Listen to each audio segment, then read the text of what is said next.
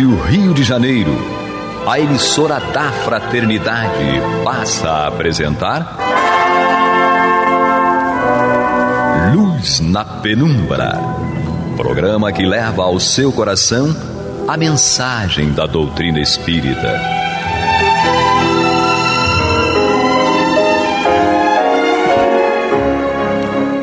E com vocês, André Afonso Monteiro, para o estudo do livro A Gênese, da obra codificada por Allan Kardec. Olá, amigo ouvinte da Rádio Rio de Janeiro, a emissora da Fraternidade, a rádio que toda a família pode ouvir. Programa Luz na Penumbra, com o estudo da obra Gênese, comigo André Monteiro e também aqui conosco Alexandre Almeida. Seja bem-vindo, Alexandre. Obrigado, André. Olá a todos, votos, muita paz. E na técnica, o nosso querido Heber.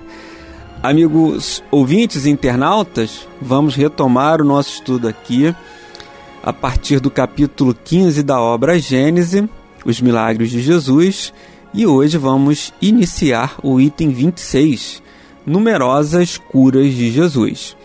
Diz Kardec, reportando o Evangelho de Mateus, capítulo 4, versículo 23 a 25, reproduzindo: Jesus ia por toda a Galiléia, ensinando nas sinagogas, pregando o Evangelho do reino e curando todos os abatimentos e todas as enfermidades entre o povo.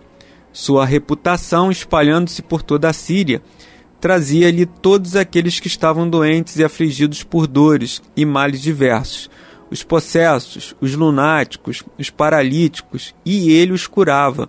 Acompanhava-o grande multidão de povo da Galiléia, de Decápolis, de Jerusalém, da Judéia e de além do Jordão.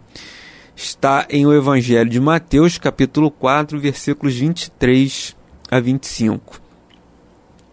E aqui, amigo Alexandre Almeida, pois não, nós vemos a reprodução do Evangelho acerca dos feitos que Jesus ia fazendo e do crescente da sua popularidade, né? E é interessante que ele narra aqui que toda a região por onde ele ia passando, os feitos iam se reproduzindo e ele ia acumulando ali seguidores, pessoas destinadas a ouvir as suas pregações.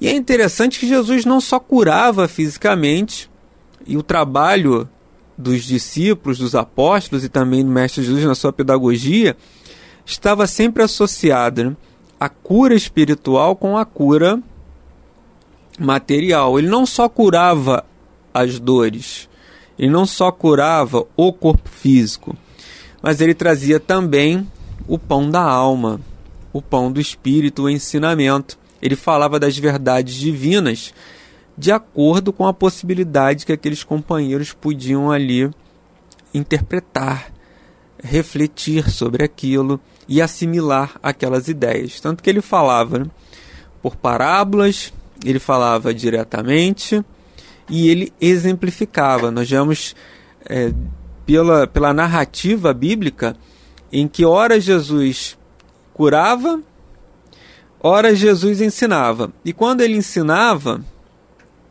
era por parábola, era aquelas narrativas com sentido figurado, né, que até hoje a gente ainda tem recursos ali para extrair daqueles ensinamentos. Ora ele falava diretamente, como nas conversações, como com Nicodemos, né?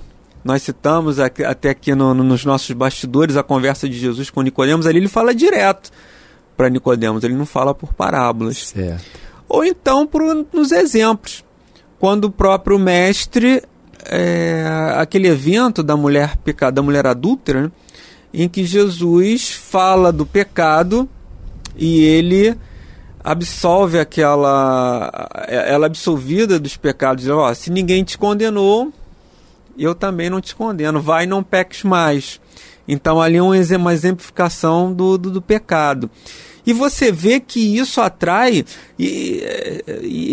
atrai uma legião de pessoas, porque aquilo era o que todo mundo estava precisando, né? A cura da alma e a cura do corpo físico. Mas Jesus, ele também, todos aqueles que se propuseram de uma maneira assim, todos aqueles que estavam aptos a receber tanto a cura do corpo como a cura da alma, Jesus não negou a eles o auxílio, o atendimento.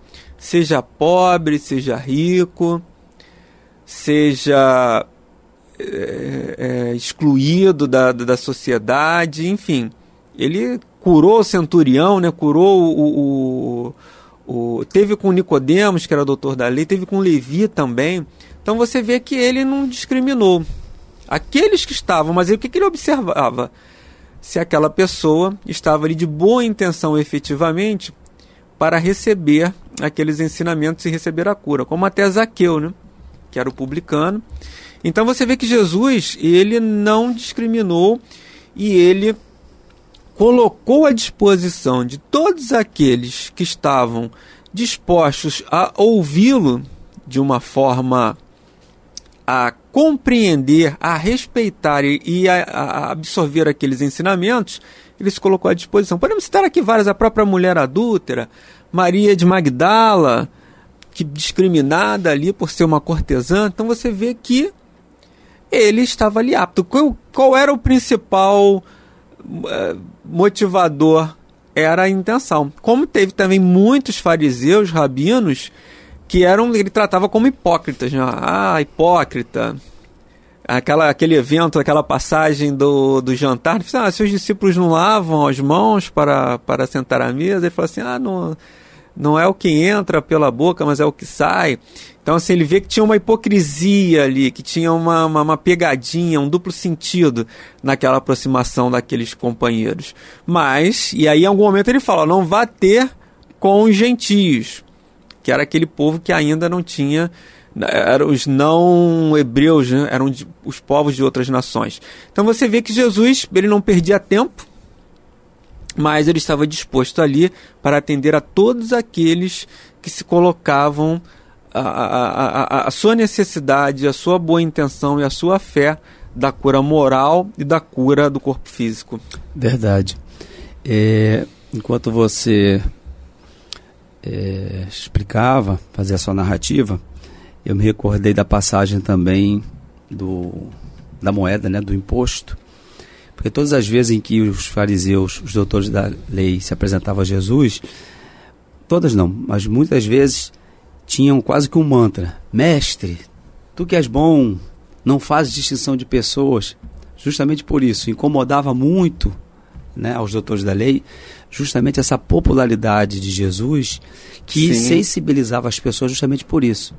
Afinal de contas, como estamos aprendendo aqui no nosso estudo, todos nós, era uma sociedade muito dividida, com muita discriminação, muitos preconceitos, e quando Jesus chegava trazendo um alento, um consolo, ou até mesmo uma cura de uma doença, ou uma cura espiritual, era natural que as pessoas tivessem a seguinte reação: bom, mas o que eu preciso ter para receber essa bênção, para ouvi-lo? Não, nada, vai com um coração puro, basta estar presente.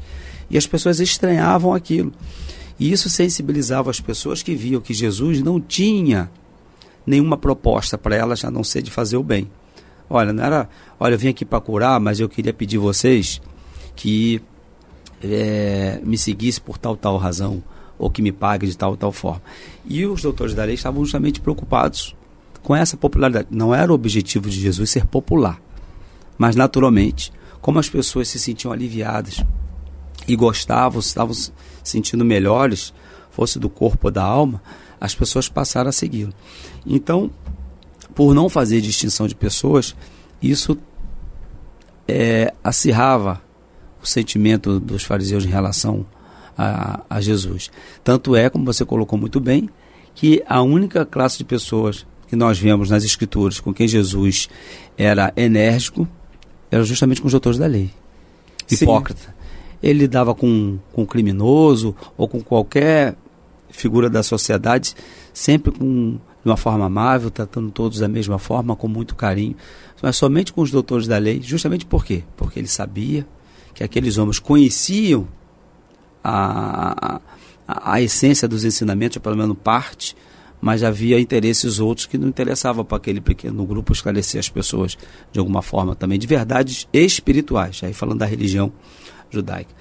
E aí quando chegavam a Jesus tentando, como você colocou muito bem, fazer uma pegadinha ou fazê-lo cair em contradição, ele dizia, pô, como na passagem da moeda, mestre, tu que não fazes distinção de pessoas, dizer a todos, é lícito pagar imposto a César, né?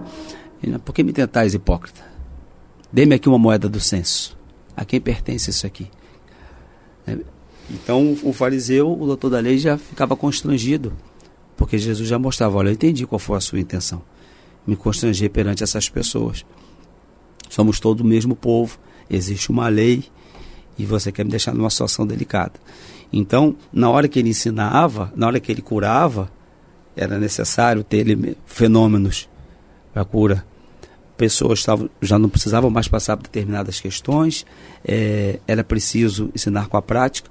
Na hora que as pessoas não tinham a compreensão, era através das parábolas. E quando ele percebia que ali estava o fulano, o Beltrano, o André Monteiro, que já compreendia aquela verdade espiritual, ele dizia assim, aquele que tiver ouvido de ouvir, que ouça. Aquele que tiver olhos de ver, que veja.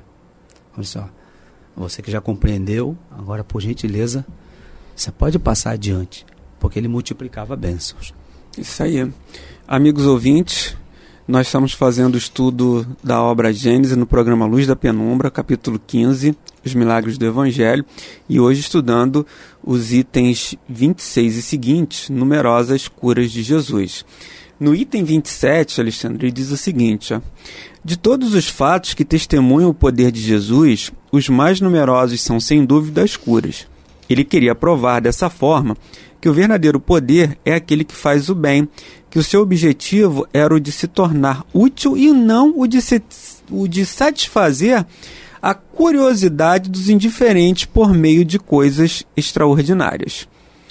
Continua, né, Kardec, aliviando os sofrimentos, atraía as criaturas para si pelo coração e fazia prosélitos mais numerosos e mais sinceros do que se eles apenas fossem impressionados com espetáculos para os olhos.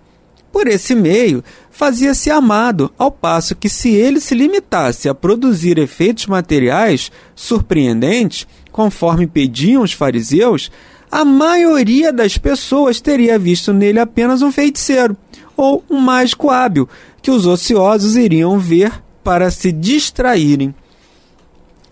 E nós fazemos aqui uma analogia com os nossos momentos atuais e também com o desenvolvimento do Espiritismo, né? Porque hoje, e aí voltando ao evento do Espiritismo, o que atrai a atenção dos homens naquele momento é o fenômeno da mesa girante. Eles vão ali através daquele espetáculo para se divertirem, como Kardec coloca aqui, ó, que os ociosos iriam para ver se distraírem. Então os ociosos, não digo os ociosos em si, mas as pessoas que estavam ali sem um objetivo de verificação, de estudar aquele fenômeno, eles iam ali para se divertir como se aquilo fosse um circo. Como é que a mesa pode girar? Como é que a mesa pode dar resposta? E Kardec, atraído por aquele fenômeno, ele passa a estudar aquele fato e aí a desenvolver a relação do mundo material com o mundo espiritual. Então nós temos esse primeiro detalhe. A atração. A que nós seremos atraídos para descortinar algo divino, descortinar o espiritual, o espiritualismo, o espiritismo, o espiritualista. Então, tem o fenômeno da mesa girante. E nós vemos que as casas espíritas, normalmente nos dias das curas e os demais templos religiosos, eles têm uma frequência maior. Kardec diz aqui, ó, de todos os fatos que testemunham o poder de Jesus, os mais numerosos são, sem dúvidas, as curas. Então, nós tem essa essência da cura como essa possibilidade de nos chamar a atenção para algo que está além, que é aquilo que a gente não pode ver, como foi também com o evento da mesa girante. Então, tem assim, digamos, um evento, um evento catalisador, se podemos assim chamar, certo, que ele vai nos provocar a outras questões. Então eles iam ali pela cura, como nós muitas vezes chegamos na casa espírita com a necessidade da cura, e ali vamos descortinar outras questões, outras reflexões. E compreender, André, que nesse fenômeno, né, da cura, o Espiritismo, assim como Jesus já fazia à época, vai nos esclarecer de que das causas, e nós trabalharmos essas causas. Porque enquanto nós acharmos que a cura é simplesmente o fim de algo desagradável e que aquilo de forma derradeira não vai se operar mais, fica realmente muito atrativo. Olha, está curando ali, do outro lado da calçada, e eu estou com uma dor de cabeça, eu vou atravessar a rua e vai passar minha dor de cabeça. Agora, quando eu chego lá e compreendo que talvez aquela minha dor de cabeça, a causa dela é porque eu tenho o hábito de dormir muito tarde, né? Ou de me possibilitar tais e quais comportamentos que vão gerar um estresse, e aquilo vai acabar afetando meu organismo, e com isso desencadear aquela dor de cabeça, aí a coisa já muda de figura. E a proposta de Jesus era justamente essa, como você colocou muito bem. Olha, eu estou curando. Aí ele pregava para que a autocura se fizesse presente. Então as casas espíritas você colocou muito bem. Não só a cura, mas qualquer fenômeno, ela se torna, tem um expediente mais atrativo. Se nós, por exemplo, colocarmos assim, olha, naquela casa espírita ali, tal dia, tal hora, vai ter psicografia e é aberto ao público. Lota. Tem uma reunião de estudos. Talvez não vai ter a mesma adesão. A mesma frequência. Justamente porque, instintivamente, nós temos essa predisposição a querer solucionar, ou termos uma solução para os nossos problemas com aquela conotação do milagre que nós estamos aqui aprendendo que não existe. Do mágico. Simplesmente vai deixar de existir. E o que Jesus nos ensinou, o que o Evangelho nos propõe, justamente o contrário. Olha, vá e não volte a pecar. A lei de causa e efeito. Nós temos a reencarnação. Então, seria muito interessante que nós compreendêssemos de que tão importante quanto estarmos presentes numa sessão, num passe que vai nos curar, se aquilo ali for, né, estiver dentro das propostas da lei divina, se nós fizermos jus àquilo, é nós trabalharmos para não precisarmos um dia de um passe de cura por conta dos nossos excessos, sejam eles materiais ou sejam eles espirituais. Então a casa espírita ela tem essa proposta. Muitas das vezes eu conheço de um episódio numa instituição em que tinha um expediente tal e qual com uma proposta de cura, e quando as pessoas foram esclarecidas de que era até um trabalho que estava sendo feito de uma forma equivocada. E quando as pessoas foram esclarecidas de que a mudança se daria por tais e quais razões, o trabalho que existia praticamente se extinguiu. Porque o que as pessoas desejavam era uma cura do espírito fulano de tal, do doutor fulano de tal. Mas se você apresentava uma página para ser lida, para ser refletida, aquilo esbarrava onde? Justamente nas causas que levavam aquilo. Então você pontuou muito bem no início, muito feliz quando você ressaltou, e aqui o Evangelho traz justamente isso. Ele está nos chamando a atenção o seguinte: olha quantas pessoas foram atingidas por essa dinâmica de Jesus. Na Síria. Não é perto, não. Não. Então, aquilo chamou a atenção porque... Imagina a forma daquilo se propagar naquele tempo, né? Isso. Estamos em sintonia. Você leu meu pensamento. Hoje, nós estamos aqui na rádio. Você falou, atingiu. A internet, o Zap. Ontem eu falei com um amigo meu que está no Canadá. Oi, tudo bem? Tudo bem. Recebi. Segundos. Frações de segundos. Olha, até alguém chegar na Síria e dizer assim, eu fui curado por um homem lá em tal lugar, que é distante, e outras pessoas irem até lá, também testemunharem, e voltarem, e depois um grupo, isso demanda tempo. Agora, daí também nós vamos ver a dinâmica que era isso. Porque era uma época que não tinha transporte coletivo. As pessoas, para se deslocar, levavam muito tempo, principalmente para grandes distâncias. Então, você vê que esse trabalho de Jesus, dos seus discípulos, das pessoas, essa movimentação era intensa. Então, isso causou realmente, eu vou pedir você permissão, o tempo que você usou, muito burburinho. Né? Agora, hoje nós temos a oportunidade de trabalharmos isso de uma forma mais racional, com muito mais informações, e o Espiritismo está aí para nos auxiliar. Kardec continua aqui falando sobre isso, até que no último parágrafo, né, Alexandre, em que ele diz que João Batista enviava os seus discípulos de João Batista, vai lá, pergunta a Jesus se ele é o Cristo.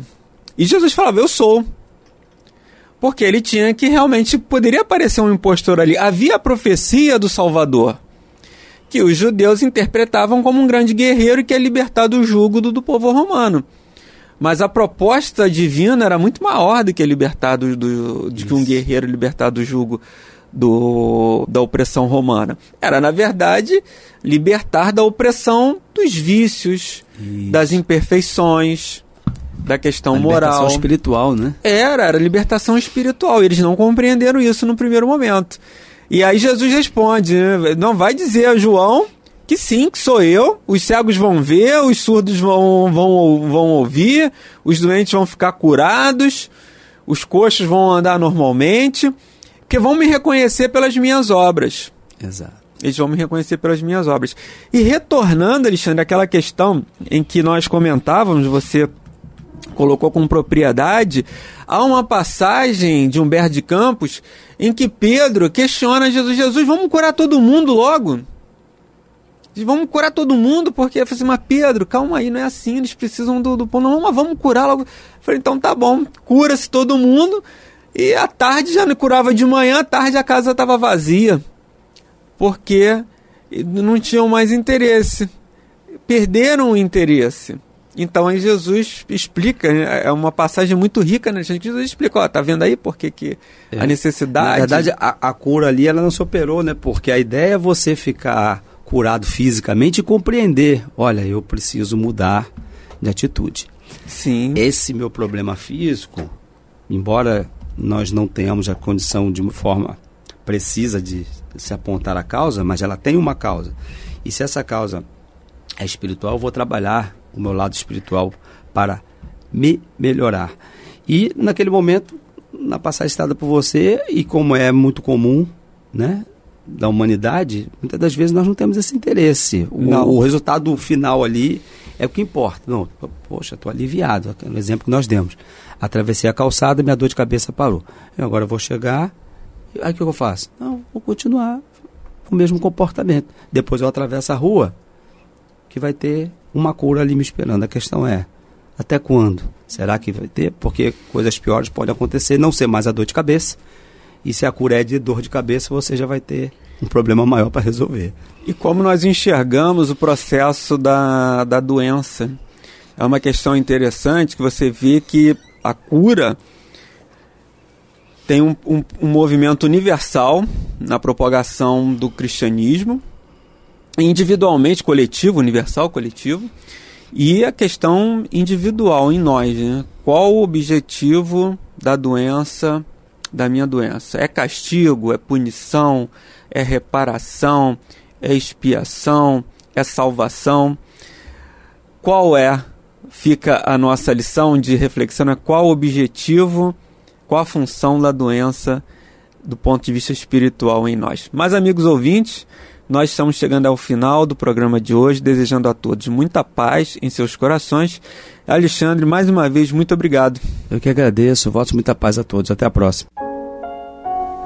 Você está ouvindo pela Rádio Rio de Janeiro o programa Luz na Penumbra, com estudo de A Gênese, na apresentação de André Afonso Monteiro.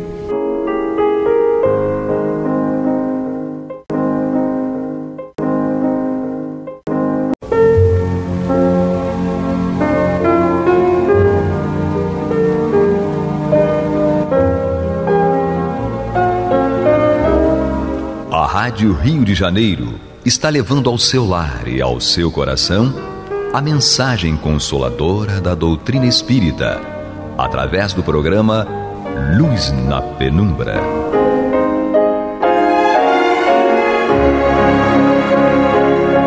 E agora com vocês, Nádia do Couto Vale, para comentar o Céu e Inferno, ou a Justiça Divina segundo o Espiritismo, da obra codificada por Allan Kardec.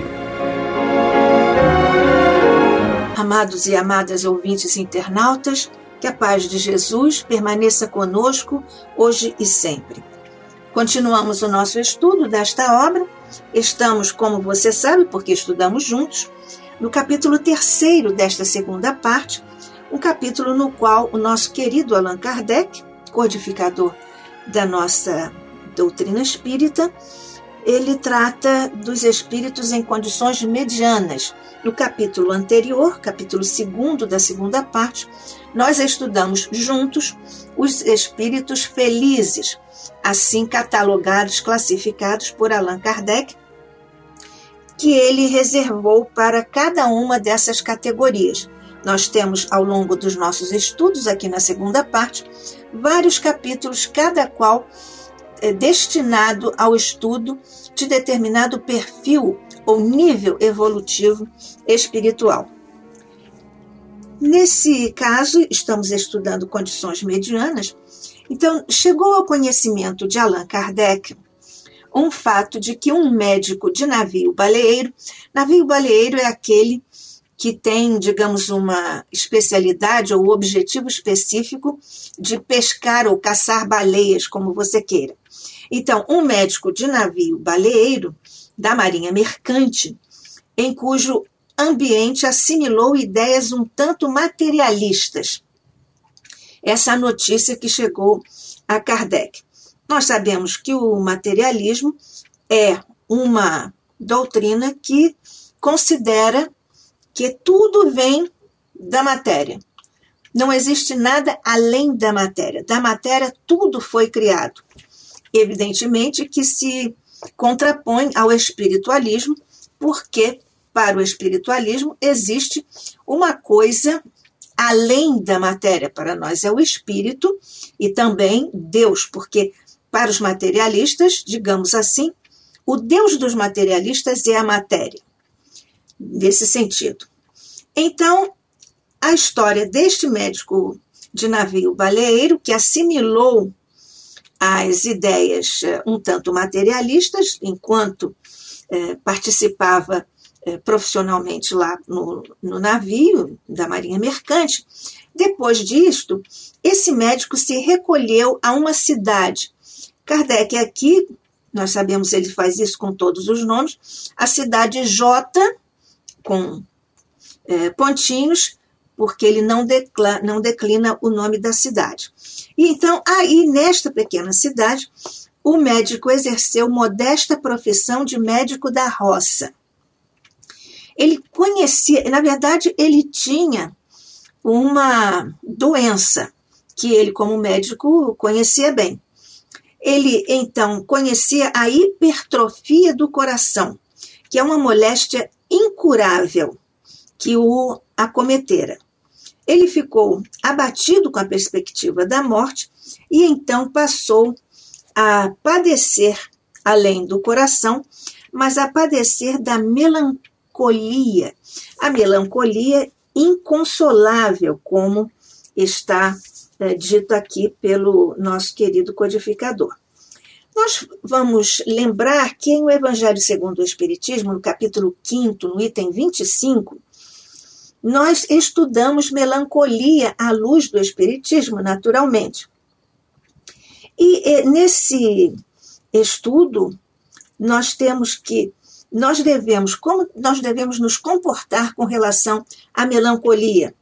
Devemos resistir com energia a essa insinuação melíflua, subreptícia, como uma serpente venenosa, para causar um estrago, para corromper o nosso psiquismo profundo, o nosso bom ânimo, o nosso entusiasmo.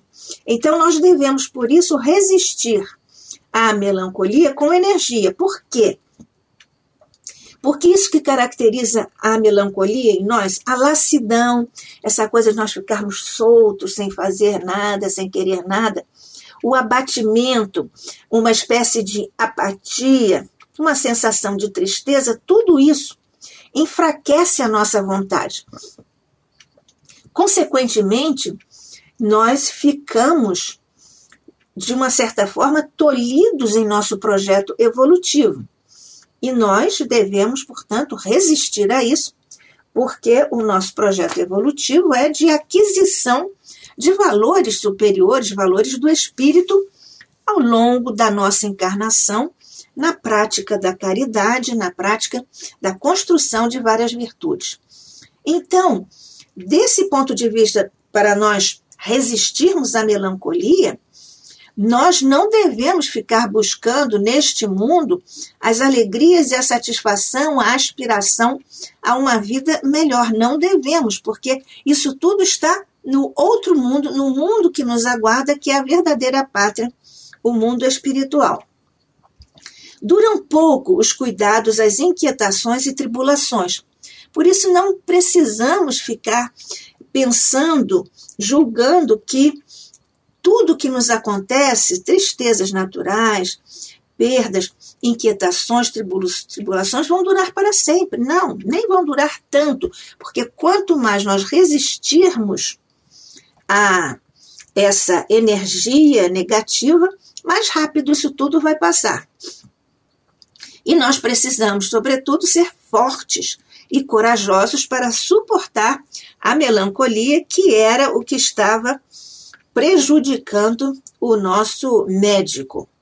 Nossa querida mentora Joana de Ângeles também fala sobre isso. Vejamos como este assunto é tão importante que muitos mentores, nós vamos aqui falar apenas de um ou dois, mas como isso é tão importante, porque isso labora contra a nossa evolução, contra o atingimento dos objetivos da nossa encarnação.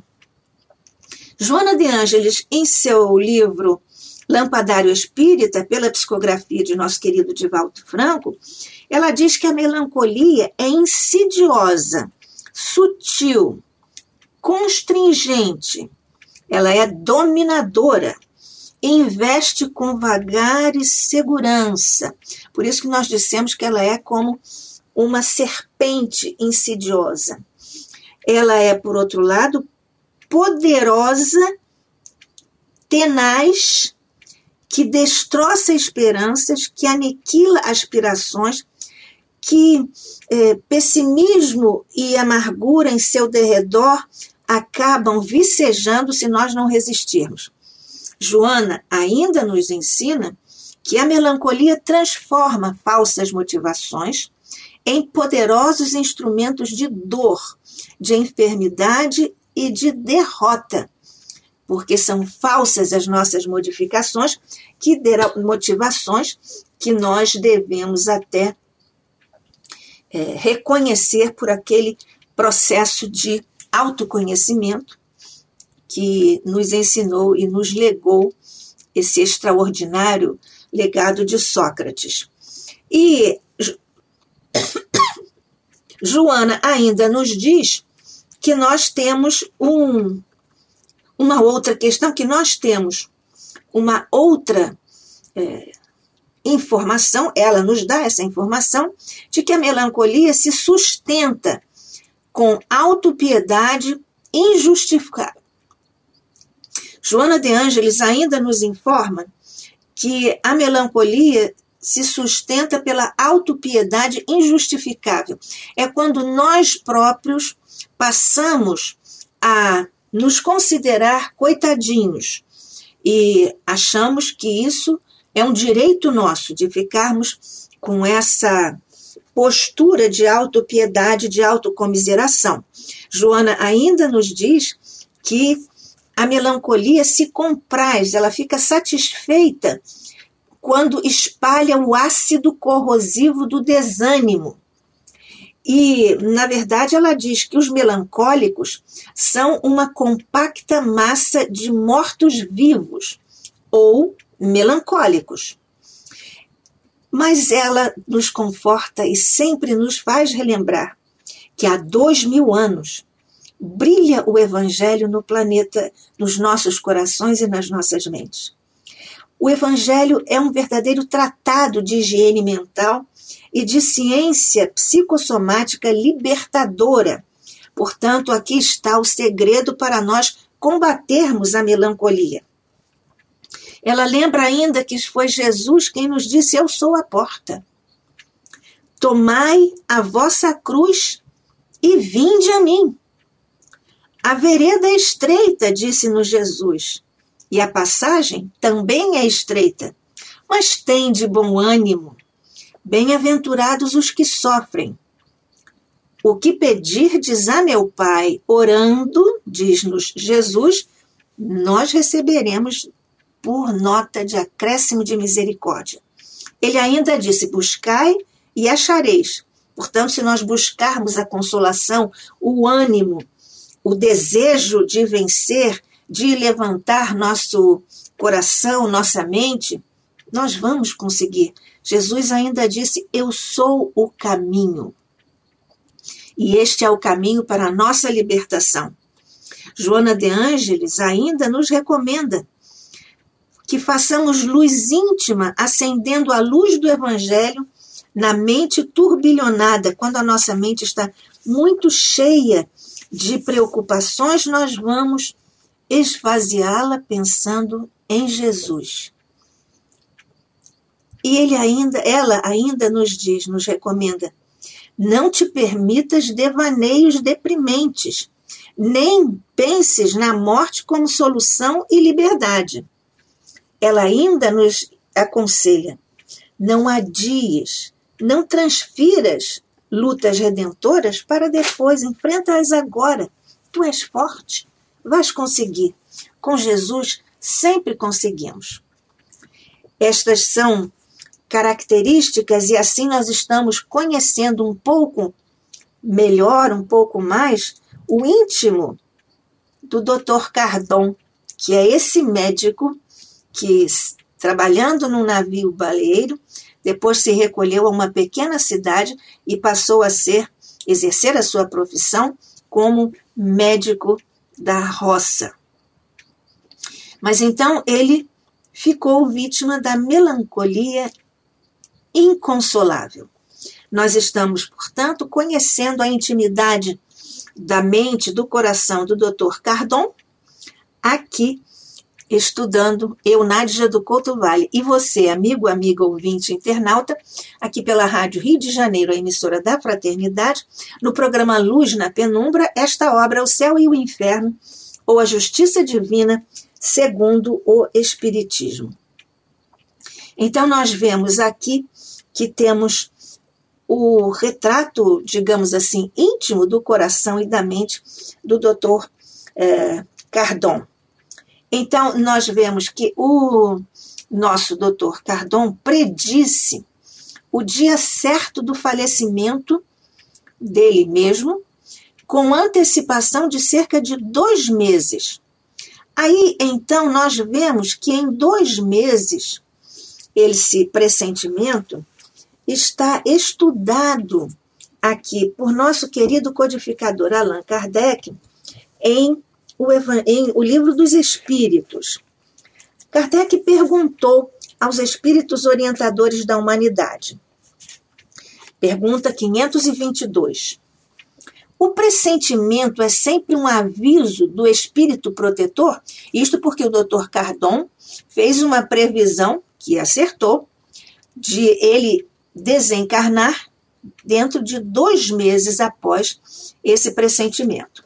Então, é sempre um aviso do espírito protetor, o pressentimento?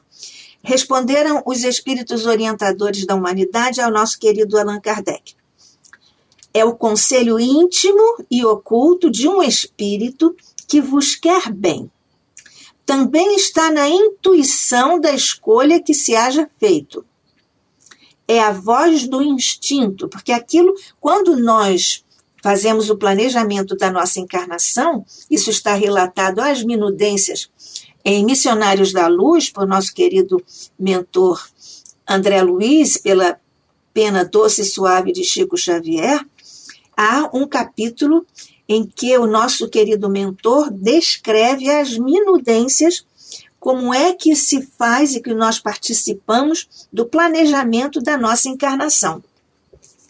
Então, continuando, é a voz do instinto.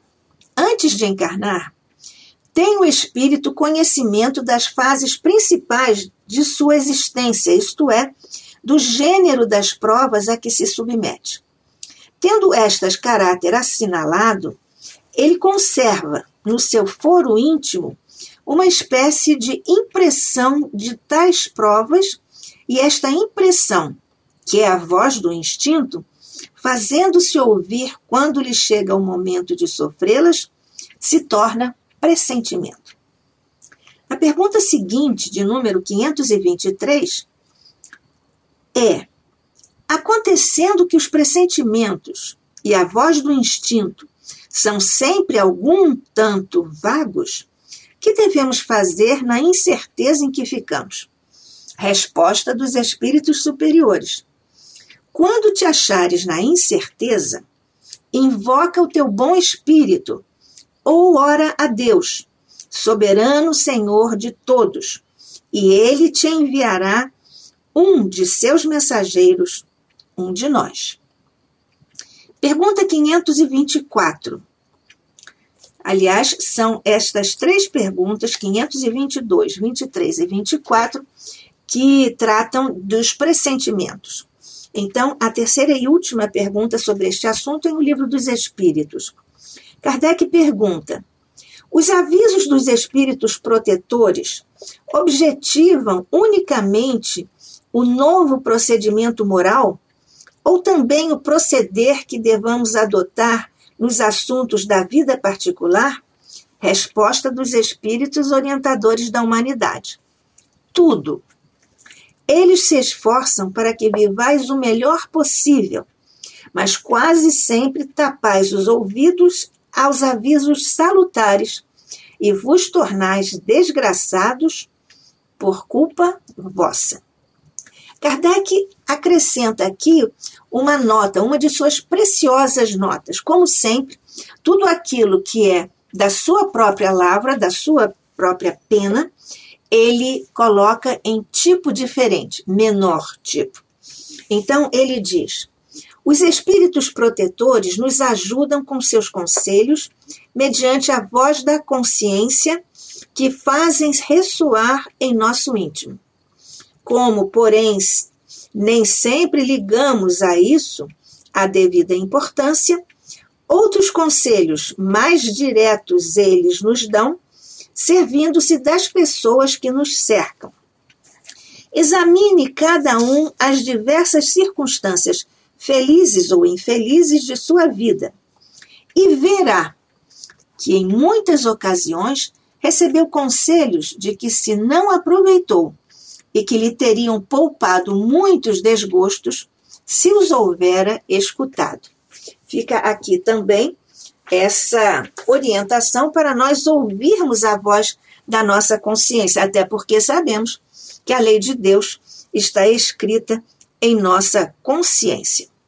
Então, o doutor Cardon faleceu no dia certo, por ele mesmo predito, com uma antecedência de 2 meses.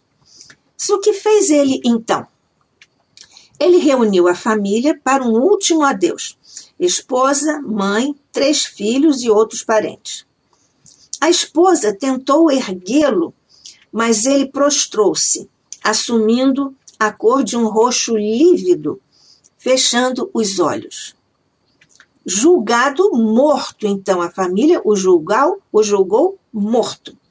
A esposa então adiantou-se para tentar ocultar aos filhos esse espetáculo, essa cena, que deve ter sido, e certamente é para qualquer um de nós, muito dolorosa. Mas o que foi que aconteceu logo após?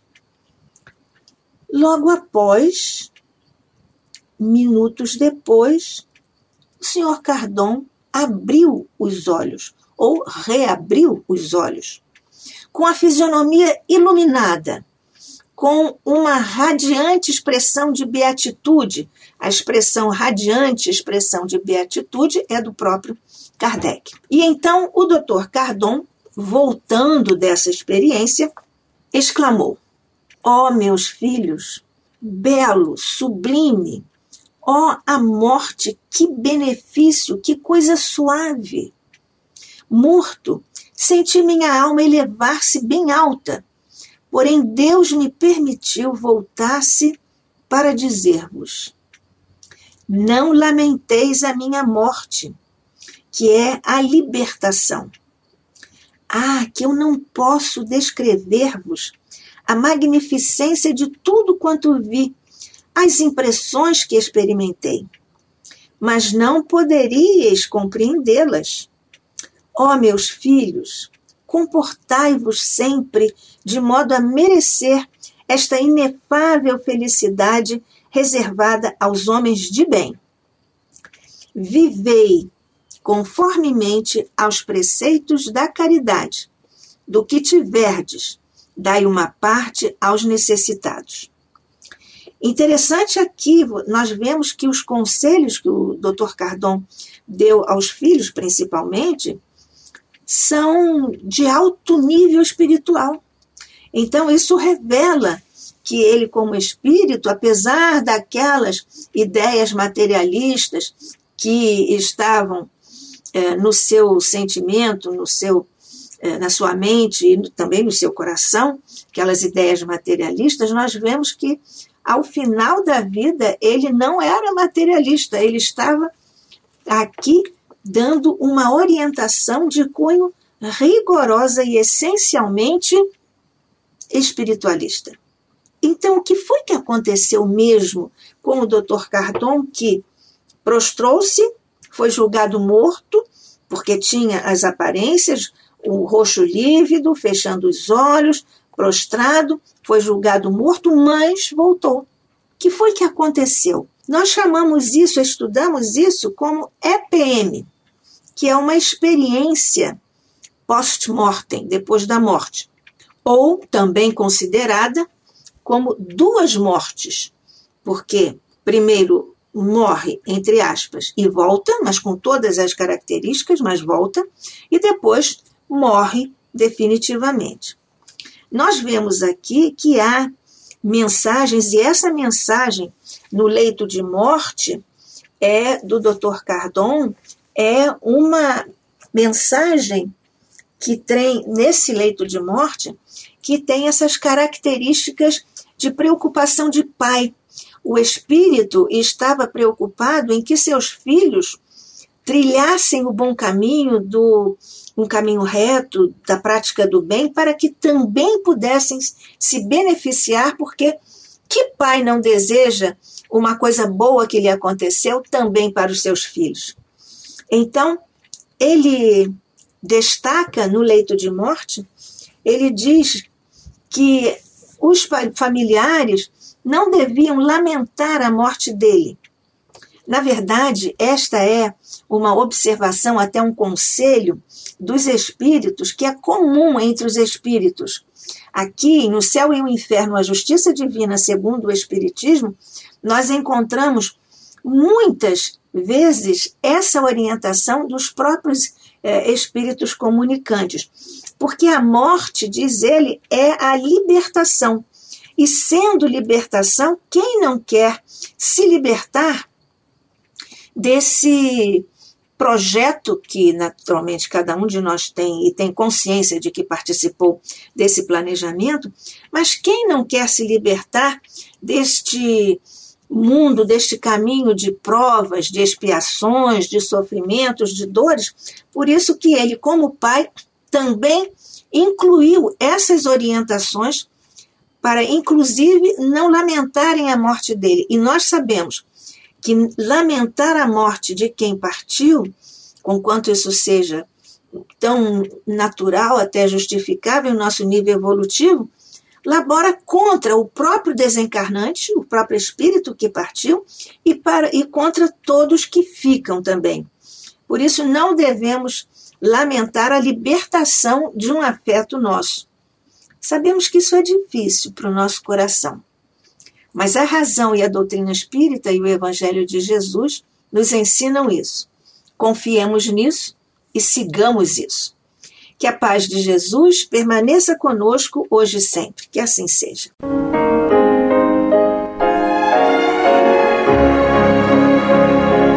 E vamos ouvir agora a prece de encerramento de nosso programa, na voz de Geraldo de Aquino.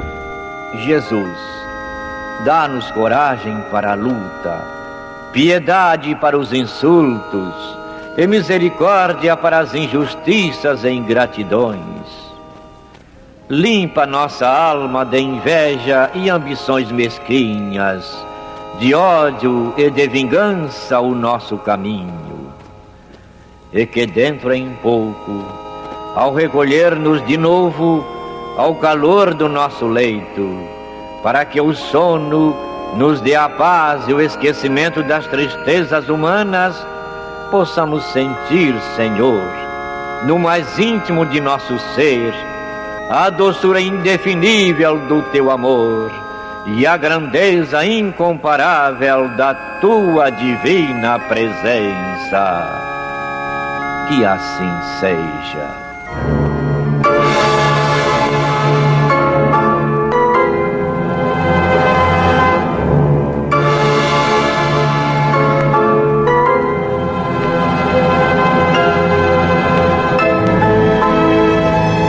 Acabamos de apresentar o programa Luz na Penumbra, que voltará a ser apresentado amanhã às 21 horas nesta emissora.